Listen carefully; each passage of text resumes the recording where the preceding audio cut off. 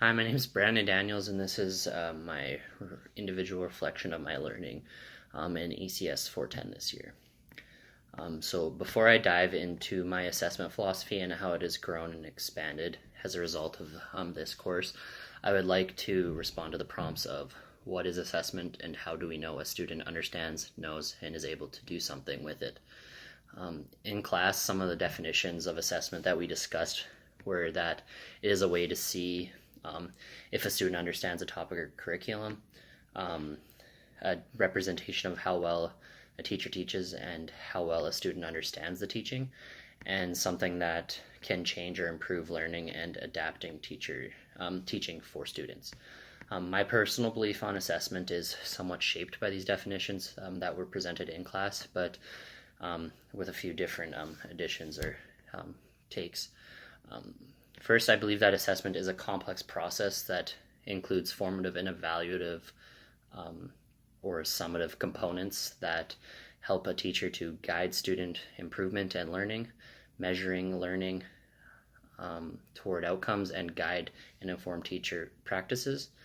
I believe that one important aspect of my definition is that assessment is a process of facilitating and measuring learning and not merely a singular act of gauging student learning.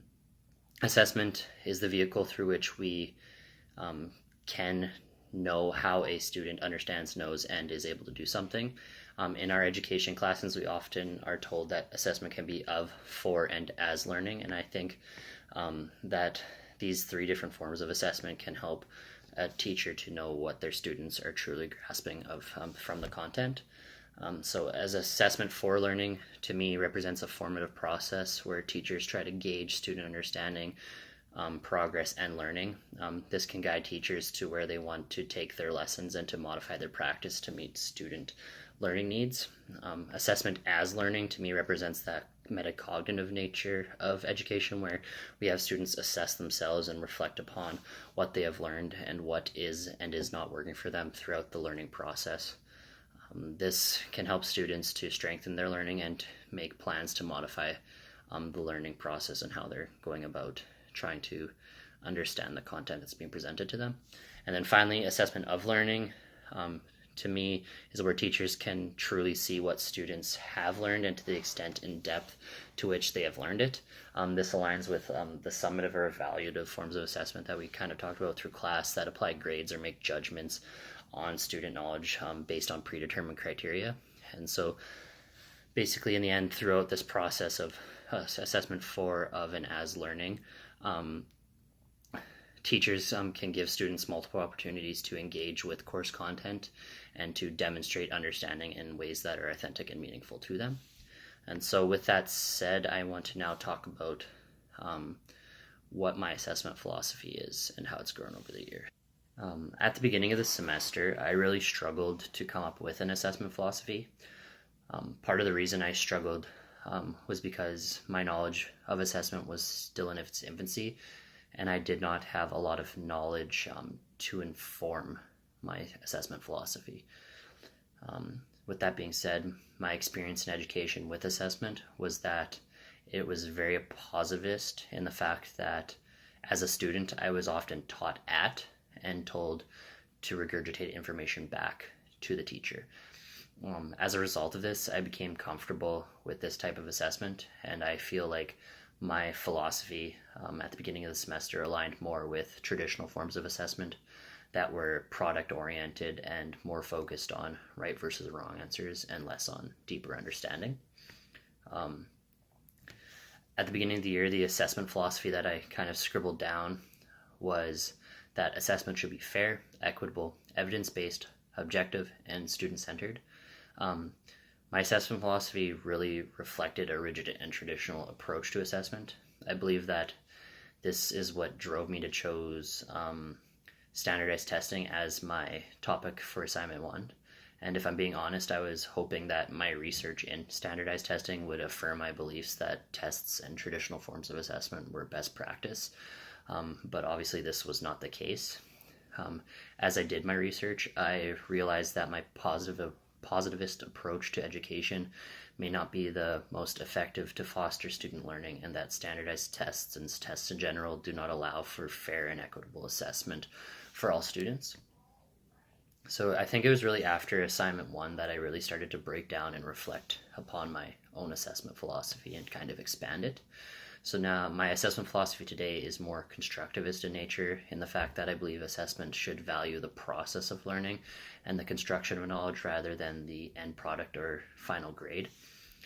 I still believe that assessment should be fair and equitable, but that means to me but what that means to me has changed.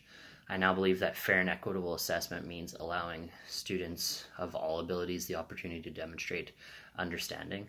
And then fair to me also means that assessments align and validly reflect the learning outcomes that want to be achieved.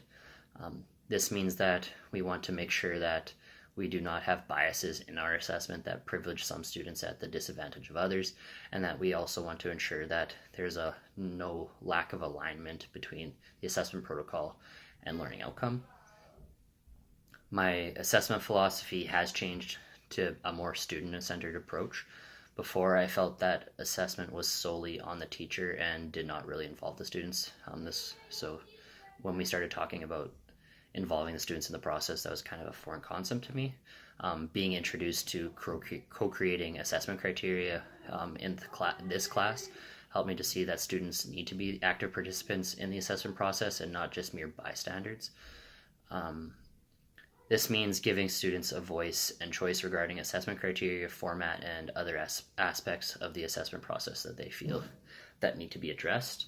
I believe that assessment should motivate students to learn. We need to encourage students to be involved in the assessment process and to take ownership of their learning experience. This is more motivating than just being taught at and told what they have to learn, and not have them just be sitting there and being told what to learn. They get involved with the process and know what to do. The final area where my assessment philosophy has grown is that I believe the assessment should foster a growth, not a performance mindset. In my pre-internship, I realized that students are very much driven by grades and often did not engage unless grades were on the line or involved in the equation. I believe placing more of a focus on the process of learning by including multiple opportunities for feedback, self-assessment, and giving students multiple chances to improve upon their work that has already been graded helps to place more importance on mastery and deeper understanding rather than performing for a grade. So now that we kind of talked about how this course has impacted my assessment philosophy, I wanted to talk about the underlying assumptions in assessment and how these inform our decisions. Since my assessment philosophy has kind of shifted from a positivist to a more constructivist epistemology, I would like to specifically talk about how underlying assumptions based on these two epistemologies inform our decisions on assessment. As we have read and talked about in class, a positivist epistemology assumes that knowledge exists in the form of information or facts. Teachers are seen as experts and students as passive receptacles of knowledge. For a positivist, students are either right or wrong, and there's no real gray area or any area in between. If we assume that knowledge means that we have or know information and facts about a topic, then this will have great implications for the type of assessment that we utilize in the classroom. A positivist teacher will value tests such as standardized tests where there is a right or wrong answer.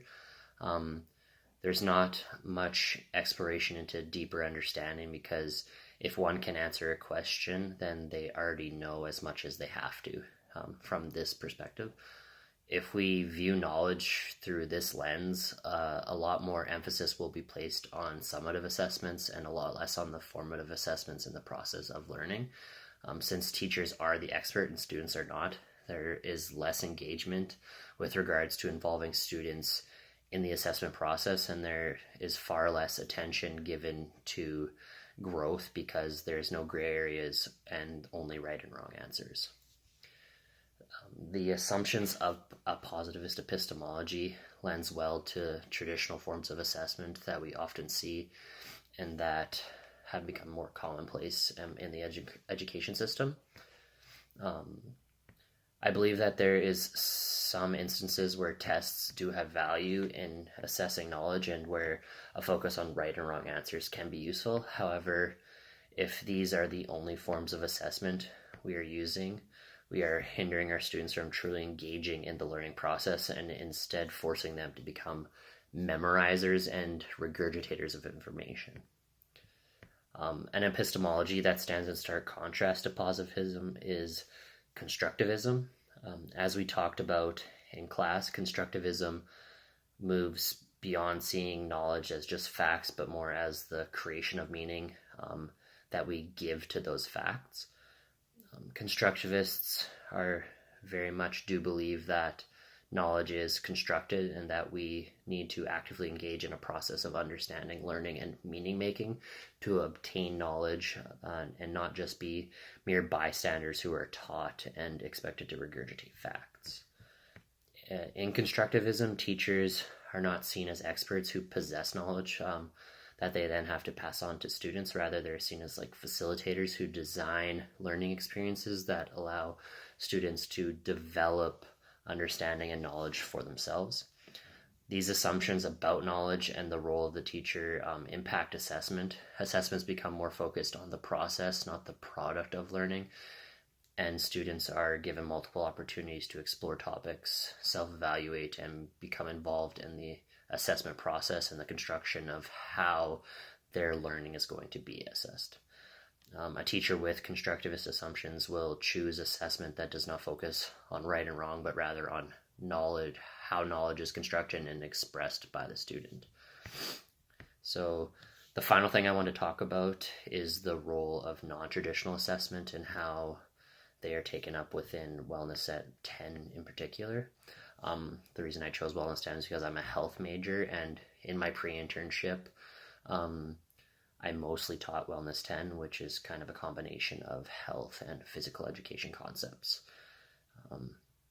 So this year we talked about alternative assessment, which identified assessment practices that included characteristics such as like continuous and long-term assessment, formative assessment, oriented towards process, included interactive performances, individualized feedback, open-ended creative answers, and so on. These characteristics or attributes differ from traditional approaches that usually share characteristics that in stark contrast to what I just listed.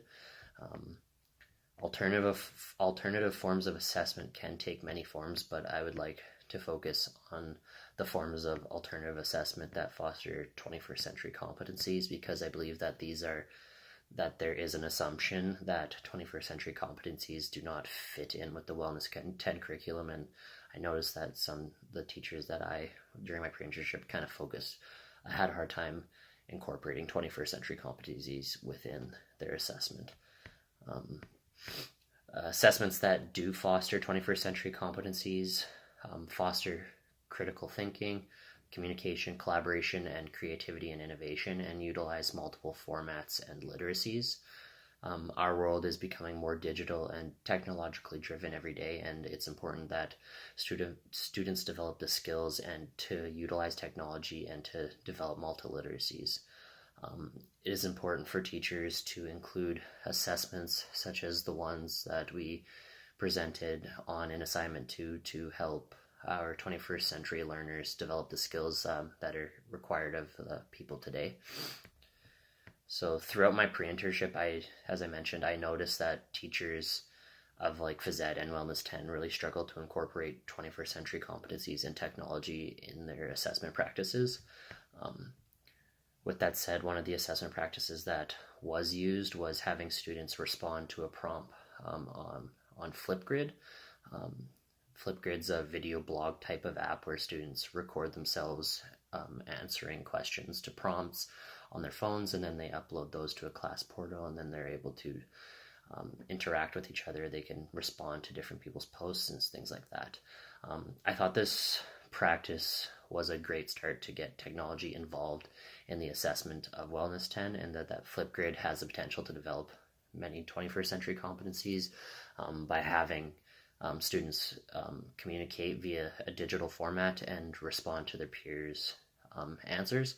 And then there's also a potential for collaboration and creativity when using the app. You can have students kind of work on videoing together and different ways they can present inside their video. Another alternative form of assessment that I thought could be utilized within Wellness 10 is the creation of e-comics to demonstrate understanding of the topic. This was the topic that my group presented on an assignment too. So, for example, students could create an informative comic online on how to do an activity, what skills would be involved in the activity, what strategies would work best, or they could also do it with different topics throughout the course. I think that this activity, the creation of e-comics, develops 21st century competencies as it allows for collaboration. There's a lot of big potential for students to work together, and also creativity and innovation via this technological format. So in conclusion, I feel that alternative assessment in Wellness 10 that develops 21st century competencies and utilizes technology can be possible. Teachers just need to find creative ways that make it align with the curriculum that they are teaching.